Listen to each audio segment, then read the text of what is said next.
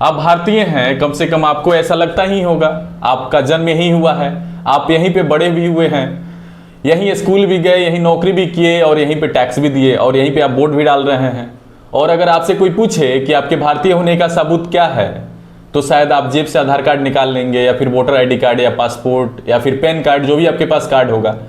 लेकिन यही कहानी में ट्विस्ट आ जाता है, क्योंकि भारत में इन सभी दस्तावेजों को दिखाने के बाद भी आपको इनमें से अंतिम नागरिकता का कोई प्रमाण है ऐसा नहीं माना जा रहा। फिर सवाल उठता है कि आखिर भारतीय नागरिक होने का कानूनी सबूत क्या है? क्या ऐसा कोई एक दस्तावेज है जिसे दिखाकर यह साबित किया जा सके कि आप भारतीय हैं? यही बहस शुरू हुई विदेश मंत्रालय के एक बयान के बाद। भारत के एक वरिष्ठ अधिकारी ने कहा कि भारतीय पासपोर्ट नागरिकता का दस्तावेज नहीं है, वो सिर्फ यात्रा का दस्तावेज है। बस फिर क्या था, देश भर में लोगों ने अपने अपने दस्तावेज ऐसे खोजने शुरू कर दिए जैसे पुराने संदूक में रखा हो।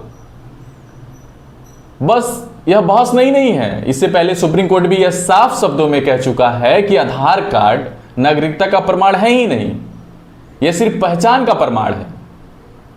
चुनाव आयोग भी कह चुका है कि वोटर लिस्ट में आपका नाम है, इसका मतलब यह नागरिकता आप साबित नहीं कर सकते हैं। ये दोनों अलग अलग बातें हैं। तो अब जरा सोचिए कि अगर पासपोर्ट नहीं है, आधार नहीं है, वोटर आईडी भी नहीं है, तो आखिर भारत में नागरिकता का प्रमाण है क्या?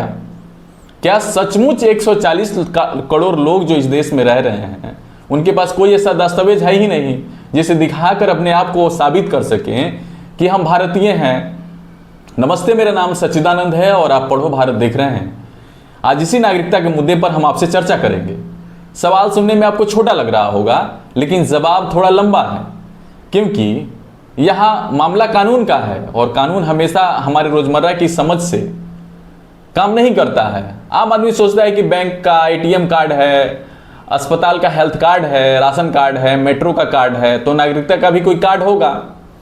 लेकिन भारत में ऐसा है ही नहीं। यहाँ नागरिकता है, बिल्कुल है, संविधान में है, कानून में है, लेकिन उसका कोई कारण नहीं है। कोई ऐसा दस्तावेज नहीं है जिसे दिखाकर यह विवाद हमेशा के लिए खत्म हो जाए। यही वजह है कि विदेश मंत्रालय के इस बयान के बाद लोगों के मन में अचानक सवाल की बाढ़ सी आ गई। लोगों ने अपने दस्तावेज खंगालने लगे, पासपोर्ट देखा, आधार देखा, वोटर आईडी कार्ड देखी, फिर सोचा कि अगर यह सब नागरिकता का अंतिम प्रमाण नहीं है तो आखिर इतने सालों से हम संभाल क्यों रहे थे इनको? दरअसल यहां सबसे पहले विदेश मंत्रालय की बात तो ठीक से यह समझना जरूरी है। विदेश मंत्रालय ने यह कहा कि पासपोर्ट बेकार नहीं है। उन्हें सिर्फ इतना कहना था कि नागरिकता का अंतिम और निर्णायक प्रमाण नहीं है। इन दोनों बातों में जमीन आसमान का फर्क है। अब सवाल उठता है कि आखिर यह फर्क क्यों है? पासपोर्ट बनवाना कोई आसान काम नहीं होता है। पहले आवेदन भरिए, फिर जन्म से जुड़े दस्तावेज उन्हें दीजिए, पता साबित कीजिए, पहचान साबित कीजिए। इसके बाद पुलिस आपके घर तक पहुंचती है, पड़ोसियों से, अगल बगल से पूछताछ करती है, आपके रिकॉर्ड की जांच होती है, तब जाकर कहीं पासपोर्ट आपके हाथ में आता है। इसीलिए आम आदमी भी यही मानता है कि इतनी जांच के बाद अगर सरकार ने पासपोर्ट दिया तो इससे बड़ा नागरिकता का सबूत क्या होता है। लेकिन कानून यहां थोड़ी अलग भाषा बोलता है। भारत में पासपोर्ट अधिनियम 1967 के तहत जारी होता है, जबकि नागरिकता तय होती है नागरिकता अधिनियम 1955 यानी सिटीजनशिप एक्ट के तहत। दोनों कानून का मकसद अलग अलग है। पासपोर्ट एक्ट का मकसद यह तय करना है कि कौन विदेश यात्रा के लिए भारतीय पासपोर्ट पाने का हकदार है, जबकि नागरिकता अधिनियम यह तय करता है कि भारत का नागरिक कौन है।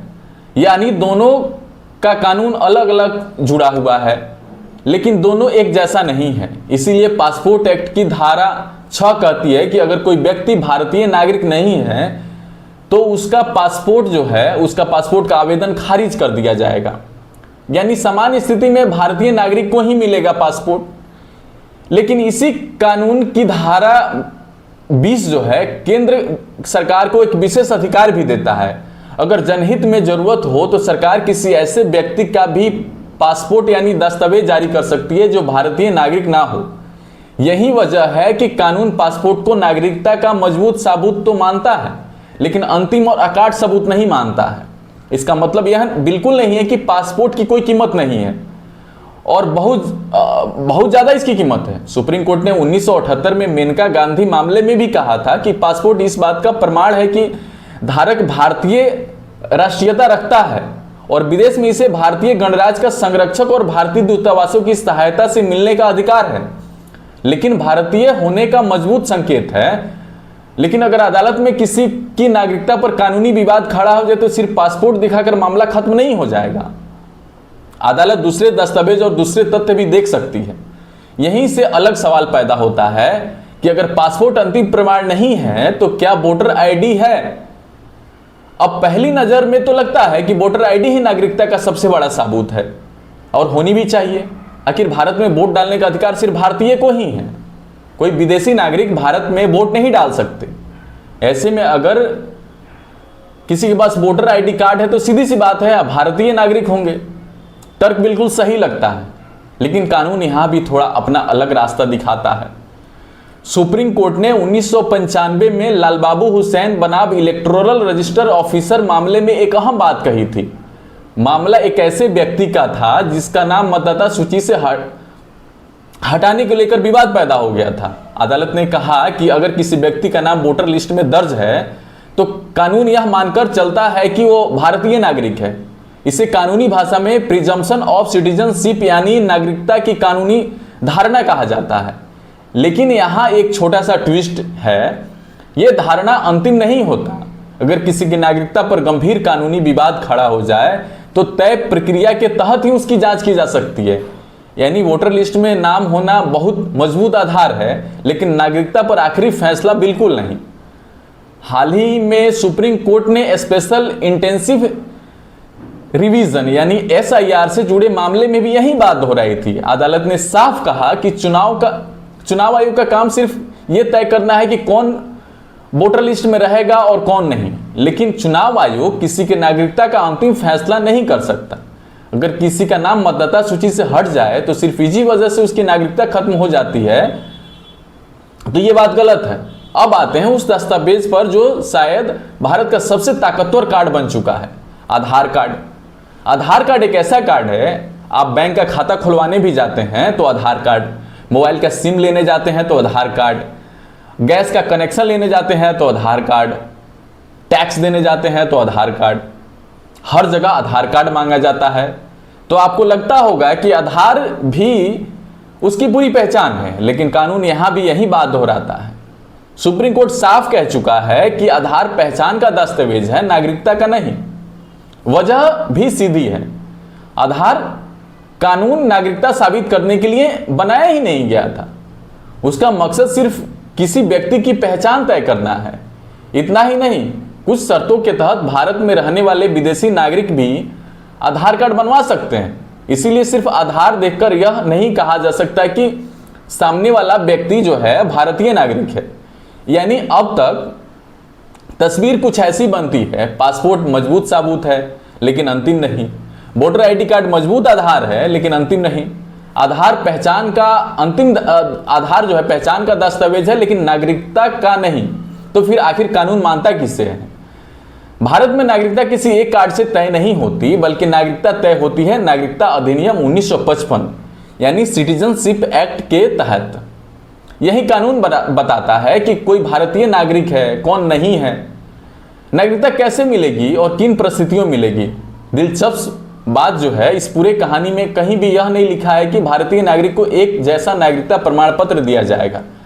कानूनी नागरिकता पाने के तरीके भी बताता है, कोई यूनिवर्सल कार्ड नहीं। यही वजह है कि जब 2005 में संसद में सरकार से पूछा गया कि भारतीय नागरिकता साबित करने के लिए कौन कौन से दस्तावेज मान्य हैं, तब सरकार ने किसी एक दस्तावेज का नाम नहीं लिया। सरकार ने सिर्फ इतना कहा कि नागरिकता का सवाल नागरिकता अधिनियम 1955 और उसी तहत बनाए गए नियमों के मुताबिक तय होता है। यानी सरकार ने यह नहीं कहा कि पासपोर्ट दिखा दीजिए और मामला खत्म, आधार दिखा दीजिए नागरिकता साबित हो जाएगी। कानून इससे थोड़ा जटिल है। अब सवाल है कि अगर नागरिकता किसी एक दस्तावेज से तय नहीं होगी तो फिर कानून इसे कैसे तय करेगा? यही आता है नागरिकता अधिनियम का सबसे महत्वपूर्ण हिस्सा। यह कानून कहता है कि भारत की नागरिकता पाने के कई रास्ते हैं। सबसे पहला तरीका है जन्म से नागरिकता। लेकिन यहाँ भी एक नियम है, यहाँ भी एक नियम सबके लिए लागू नहीं होता है। ये इस बात पर निर्भर करता है कि आपका जन्म कब हुआ।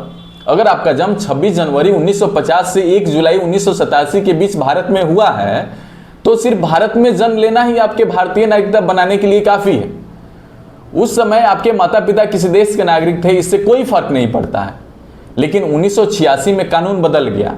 अब अगर किसी का जन्म 1 जुलाई 1987 से 3 दिसंबर 2004 के बीच हुआ है तो सिर्फ भारत में जन्म लेना काफ़ी नहीं था, कम से कम माता या पिता किसी एक का भारतीय नागरिक होना जरूरी है। फिर 2003 में कानून और सख्त हो गया। अब 3 दिसंबर 2004 के बाद जन्मे बच्चे को भी तभी जन्म से भारतीय नागरिक माना जाएगा जब उसके माता पिता में से किसी एक के भारतीय हों तथा दूसरे अवैध प्रवासी यानी इलीगल माइग्रेंट ना हो। यानी सिर्फ जन्म की तारीख से नागरिकता तय करने का नियम भी बदल जाता है। अब मान लीजिए किसी व्यक्ति का जन्म भारत में नहीं बल्कि विदेश में हुआ है। ऐसे मामलों में कानून वंश यानी डिसेंट के आधार पर नागरिकता देता है। अगर माता या पिता भारतीय नागरिक हैं तो कुछ शर्तों के साथ बच्चों को भी भारतीय नागरिकता मिल सकती है। लेकिन यहाँ भी नियम समय के साथ बदले हैं। खास करके 3 दिसंबर 2004 के बाद विदेश में जन्मे बच्चों के लिए भारतीय दूतावास या वाणिज्य दूतावास में जन्म का पंजीकरण तय समय के भीतर करवाना जरूरी है। तीसरा रास्ता है पंजीकरण यानी रजिस्ट्रेशन। ये उन लोगों के लिए है जो जन्म से भारतीय नागरिक नहीं हैं लेकिन कानून में बताए गए कुछ श्रेणियों में आते हैं। जैसे भारतीय मूल के कुछ लोग, भारतीय नागरिक से शादी करने वाले विदेशी नागरिक या विदेशी नागरिकों के नाबालिग बच्चे, अगर वे कानून में तय शर्तें पूरे करते हैं तो पंजीकरण के जरिए भारतीय नागरिकता हासिल कर सकते हैं। चौथा रास्ता है प्राकृतिकरण यानी नेचुरलाइजेशन। मान लीजिए कोई विदेशी नागरिक लंबे समय से भारत में रह रहा है, उसने कानून में तय निवास की शर्तें पूरी कर ली है। आमतौर पर करीब 12 साल का निवास होना जरूरी है। इसके बाद भारतीय नागरिकता के लिए आवेदन कर सकता है। अगर सरकार उसकी पात्रता से संतुष्ट होती है तो उसे नेचुरलाइजेशन यानी प्राकृतिकरण के जरिए नागरिकता दे सकती है। हालांकि इसका इस्तेमाल बहुत कम होता है। इसे कहा जाता है इनकॉर्पोरेशन ऑफ टेरिटरी, यानी अगर भविष्य में कोई नया क्षेत्र भारत का हिस्सा बनता है तो वहां रहने वाले कोई भी नागरिक केंद्र सरकार द्वारा तय की जा सकती है। अब शायद आपको समझ आ रहा हो कि भारत में नागरिकता कोई एक कार्ड क्यों नहीं है, क्योंकि नागरिक बनने के रास्ते ही अलग अलग हैं। यही वजह है कि भारत में अधिकांश लोगों के पास कोई एक सिटीजनशिप सर्टिफिकेट नहीं होता। यह प्रमाण पत्र जो है आमतौर पर उन्हें दिया जाता है जिन्होंने रजिस्ट्रेशन या नेशनलाइजेशन के जरिए भारतीय नागरिकता हासिल की हो। लेकिन जो करोड़ों भारतीय जन्म से नागरिक हैं उनके पास ऐसा कोई अलग सर्टिफिकेट नहीं होता। जरूरत पड़ने पर उनके नागरिकता के कई दस्तावेज और रिकॉर्ड को एक साथ देखकर तय की जाती है। यही कारण है कि अदालतें भी एक दस्तावेज पर फैसला नहीं करती। वे जन्म प्रमाण पत्र देखती है, स्कूल का रिकॉर्ड देखती है, माता पिता से जुड़े दस्तावेज देखती है, सरकारी रिकॉर्ड देख सकती है, पासपोर्ट, वोटर लिस्ट और दूसरे उपलब्ध दस्तावेज भी देख सकती है। यानी कि यहां नागरिकता कोई एक फोटो पूरी एल्बम बना सकते हैं, कोई एक पन्ना नहीं है, पूरी फाइल है। इसीलिए अगर अगली बार कोई आपसे पूछे कि भारत में नागरिकता का एक ही प्रमाण पत्र कौन सा है तो जवाब आपका होगा कोई एक दस्तावेज है ही नहीं जिससे हम अपनी नागरिकता साबित कर सकें। भारत में नागरिकता के लिए कोई कार्ड नहीं है। इससे जुड़े कानूनी तथ्यों से तय होता है और जरूरत पड़ने पर कई दस्तावेज मिलकर आपकी नागरिकता पूरी तस्वीर को पूरा करते हैं। यही कानून कहता है और फिलहाल यही भारत की व्यवस्था भी है। माने जो ढेर सारे आईडी कार्ड दस्तावेज आपके पास जो है यही साबित करते हैं कि आप भारत के नागरिक नहीं हैं, पर विडंबना देखिए कोई एक ऐसा कार्ड नहीं है आपके देश में जो आपको साबित करे कि आप भारत के नागरिक हैं। आपका क्या सोचना है इस पूरी कहानी पर? आपको क्या लगता है कोई एक फिक्स यूनिवर्सल कार्ड होना चाहिए जिससे नागरिकता साबित हो सके? यह जटिल विषय है। आप सरकार के भरोसे छोड़ना ठीक समझते हैं? कमेंट बॉक्स में हमें लिखकर बताइएगा। इस कहानी को पूरा आप बताइएगा कमेंट बॉक्स में हमें। फिर से आपको मैं याद दिला दूं, मेरा नाम सच्चिदानंद है और आप पढ़ो भारत देख रहे हैं। यदि हमारा वीडियोस आपको अच्छा लगता है तो आप हमारे चैनल में अपने सवाल कमेंट कर सकते हैं और हमारे चैनल को लाइक, सब्सक्राइब और अपने दोस्तों के साथ शेयर कर सकते हैं ताकि यह जानकारी ज़्यादा से ज़्यादा लोगों तक पहुंचे।